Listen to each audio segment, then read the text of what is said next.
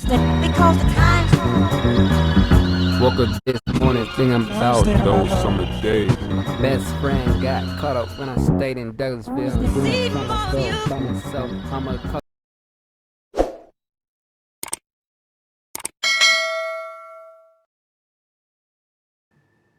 What's good, y'all? Welcome back to another video. So today, NFTs, the biggest scam in hip-hop. Personally, I don't really get them. And you have to qualify to say NFTs. And a lot of websites. I've been signing up. I can look me up, Tario. Look it up. You'll see it. You have to qualify, have a portfolio already. And a lot of those people ain't really even selling art. They not selling art. They ain't selling real, legit art. To be honest with you. They really not. It's only like a handful of people that's doing that, and all the lower people that's doing it. But then you have, once you bet stuff, you putting your own money on. So if you, excuse me, so like what was it? I think you have to put it out where it's like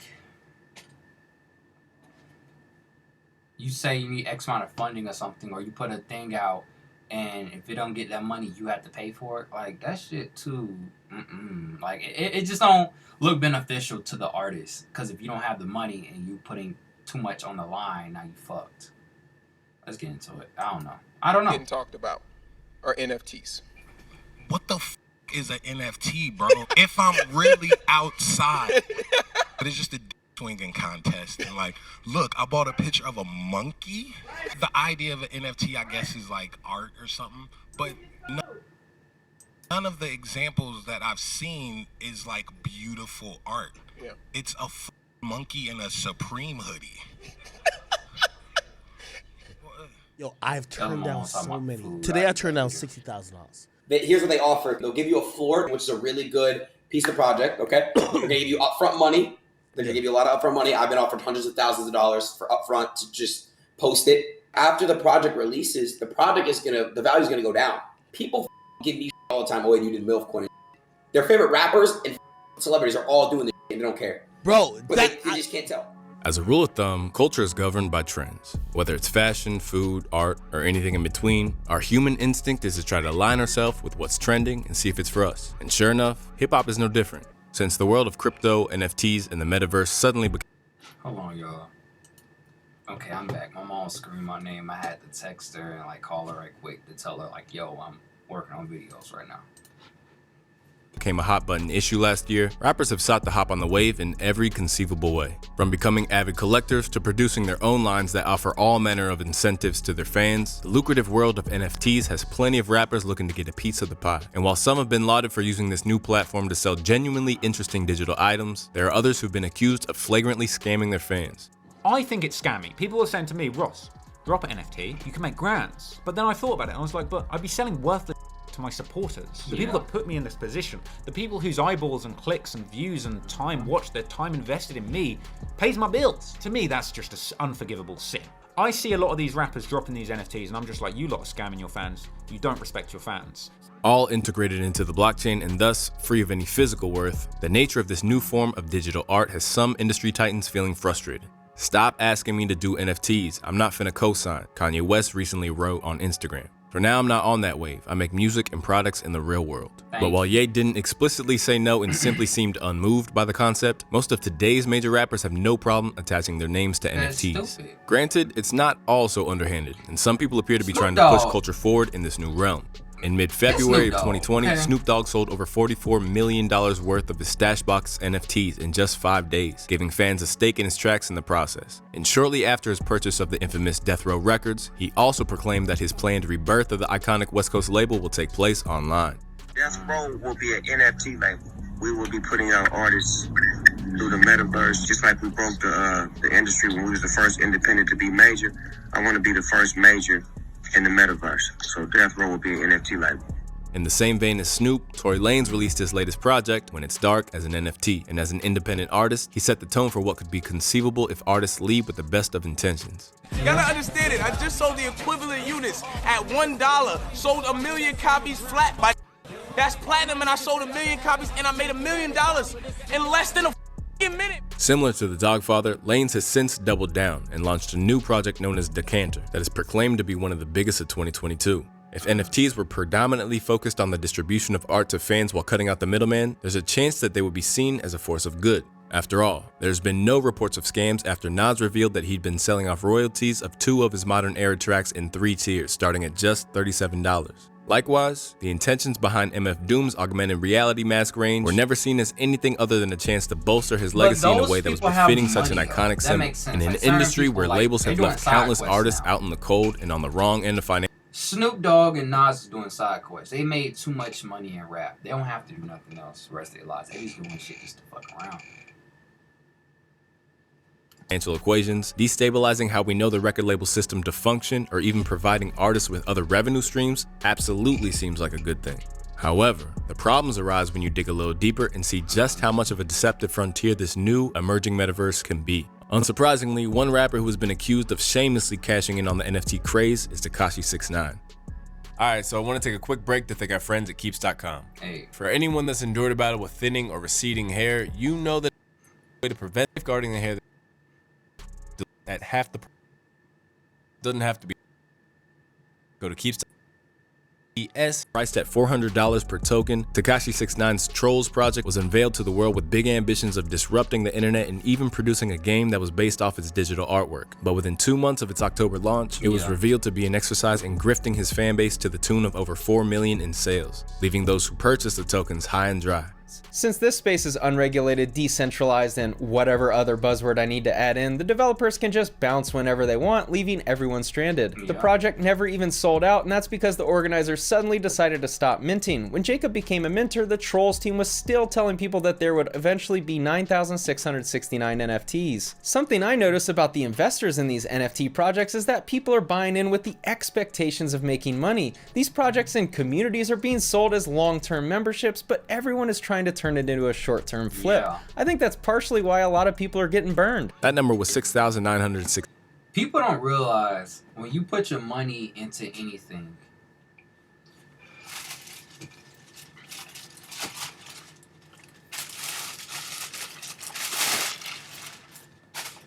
you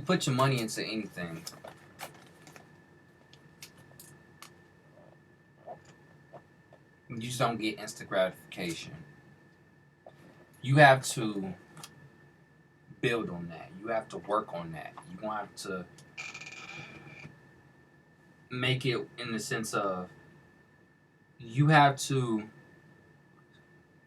over time, it's like an internship. This is an internship for me. Oh, shit. Okay. I got to slip. My arm slipped. I'm doing this for me. This is me. This is my dream. That makes sense? So, because this is my dream, I'm going to put it, make it a reality. Same with y'all. Y'all chase y'all dreams. 69 just about a week into the project's existence online. 2 days later, with 4,797 NFTs out in the world, the ability to mint vanished. Another moderator called Crazy Troll soon promised members that Danny would address those situations soon. Instead, the musician deleted his Instagram post advertising the NFTs and changed his profile picture from one of the cartoon avatars to a photo of himself.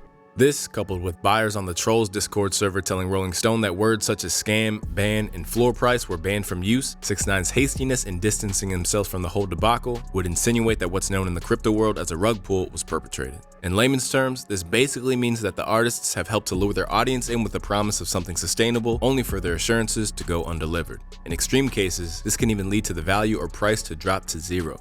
However, 6ix9ine is not alone in standing accused of taking part in a rug pull, as in September of last year, it was suggested that the Lil Uzi co-signed Eternal Beings was a scam of a similar kind that used his promotion and the promise of an exclusive live performance with Uzi as a means of enticing fans in. And on the subject of the XXL freshman class of 2016, Lil Yachty has been covered by Jamari, who has devoted a whole series of videos to rooting out scams as one of the main offenders who have fleeced their fans, namely through his widely promoted collaboration with Fuse, which essentially crashed and burned on arrival.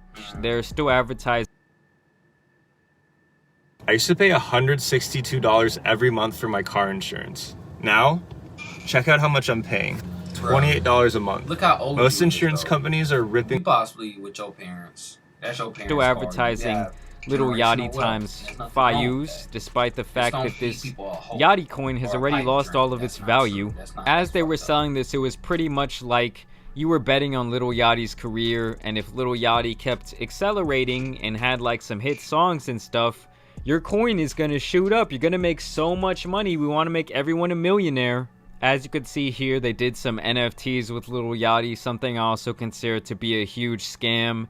I mean, it's either that or all these rich celebrities are laundering money through these NFTs. If you have extra money to invest, do not buy an NFT. It's already been proven that like 99% of them are going to be absolutely useless, and pretty soon that number will probably be much closer to 100%. Later down the line, Yachty would find himself suing another NFT platform after claiming that they maliciously used his likeness to raise millions in venture capital funds. On top of their work with Lil Boat, Fuse also brokered a brand tie-in with Post Malone's World Pong League, in which fans were compelled to hold 50 of their own cryptocurrency FYZ NFT in exchange for a chance to attend one of the shoots for the show. While the coin is now essentially obsolete, Jamari also discovered that at the time when the dangling carrot of hanging out with Posty was first promoted to his young fans, it would have cost around $1,000 to procure 50 coins. Away from the world from the conventional pump and dump, many believe that the nefarious relationship between NFTs and hip-hop is expressed through the culture's ability to transform certain high-end items into status symbols. Case in point, the Bored Apes Yacht Club. Given hip-hop's position as the #1 genre in the world, intertwining its artists with a line of NFTs is undoubtedly ingenious marketing, and that's exactly what the BAYC have pulled off. Currently totaling over $1 billion in sales, these crude drawings have become so prevalent in hip-hop that not only have high-profile figures such as Future, Meek Mill, Post Malone, and Eminem aped in, but Gunna has even tattooed his NFT to his leg. And when a Verge journalist managed to infiltrate a party held by the BAYC at Brooklyn Steel, he found that it was headlined by none other than Lil Baby himself. Seen as every bit as sought after as jewelry or cars that rappers once paraded around, the BAYC served to be one of the focal points of Anthony Fantano's recent piece in the Washington Post that pleaded with musicians to stop luring their fans into this unstable marketplace. The musicians Post Malone and The Weeknd recently dropped a music video that depicted the purchase of a Bored Ape NFT, but he's just the latest artist to jump on the bandwagon. Eminem, Justin Bieber, Lil Baby, Future, and Steve Aoki are among those grabbing headlines by simply making announcements of a NFT purchase. This isn't a passion, it's barely a newfound interest. The whole thing stinks like an AstroTurf promotional campaign to generate interest in cheaply made primate doodles. This is not the kind of world for people who are still learning how to make smart financial decisions. Left discouraged by the fact that it provides no safety net for those who may buy in based on the say-so of their favorite MC, Anthony continued by claiming that it cheapens the relationship with their fans. And famous musicians and other celebrities greedily funneling their fans into this space isn't helping. It's just assuring that this stuff stays lucrative at the cost of a genuine emotional connection people have made with some of their favorite musicians' work. That's a trade that does not pay off in the long term. Contentious as they are commercially viable, NFTs aren't just a potential hazard to fans, but as we've recently discovered, they can also become a battleground for beef too. As recently, it was revealed that former Rockefeller Records running mates Jay-Z and Dame Dash were embroiled in a lawsuit over the proposed Reasonable Doubt NFT. Speaking to the Dave Never Sleeps podcast, Dame revealed that the lawsuit came after Jay attempted to offer what Dame saw as a measly $1.5 million for his stake in Hov's debut album. Afterwards, he decided to take matters into his own hands and head to the metaverse for a better profit. What I was doing was I was selling my third of Rockefeller Inc., which I can. Rockefeller Inc. owns Reasonable Doubt. Yes. That's the only asset in that company. It owns everything for Reasonable Doubt. I own a third of that. I was selling my third. They found out, and because there's nothing they can do about it, they accused me of minting the whole album. They accused me of soliciting that I'm going to sell the whole album or the rights or the copyright solely just because so no one else would want to buy it. So it devalued it. We went to court today. It was so crazy what they were saying. I'm like, yo, you're lying on me. They want to make it so it sounds foggy. I'm selling a NFT of a picture that will represent that you own a third. I'm not minting anything Rockefeller, Reasonable Doubt, and they know that because they're in the business. So they just blatantly lied to the judge just for a headline and a narrative. As it turns out, Jay's concerns don't appear to be about anyone being duped by the NFT space. Just 2 days after Dame's interview hit the web, Hov had sold a Reasonable Doubt-inspired digital artwork at Sotheby's for $188,000. At its core, a case of misinformation, such as Dame's attempted sale of his Rockefeller stake, gets to the core of why there's so much concern over the deregulated world of NFTs. As nowadays, it's so hard to decipher between what's legitimate and fraudulent that outlets such as Hip. Okay, I think a lot of people forget. who stand accused of turning artists' music into NFTs without any permission or collaboration can actually get off the ground. At its core, although it would be unfair to vilify an entire medium, and cases such as Nas and Snoop's demonstrate that there is potential for responsible interaction between fans and artists, everything that we've learned about NFTs and their connection to the hip-hop space stresses the need for caution rather than hastiness. And unfortunately, even if you love an artist, that doesn't necessarily mean that they value the love more than an easy influx of cash.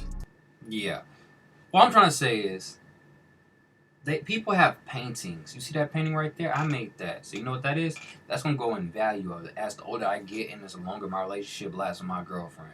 So if we end up getting married in 3 years, that painting will be worth a lot.